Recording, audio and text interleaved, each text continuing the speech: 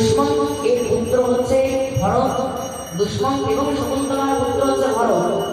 আর এই ভরতের বংশে পরীক্ষিত ইত্যাদির জন্ম হয়েছে বলে এদেরকে ভরত বংশী বলা হয়েছে। এদেরকে কি বলা হয়? ভারত। এই ভারত এই সংসারের মধ্যে কীর্তনীয় হচ্ছে শুধুমাত্র শ্রী হরি, গুণনীয় হচ্ছে শুধুমাত্র শ্রী হরি, বন্দনীয় হচ্ছে শুধুমাত্র শ্রী হরি, বচনীয় হচ্ছে শুধুমাত্র শ্রী হরি, মাননীয় হচ্ছে শুধুমাত্র শ্রী হরি, শ্রবণীয় হচ্ছে শ্রী হরির কথা,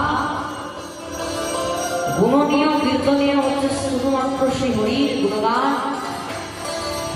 এই সংসারের মধ্যে শ্রবণীয়, কীর্তনীয়, গুণনীয়, মাননীয়, বচনীয়, বন্দনীয় সব কিছু হচ্ছে শ্রী হরি।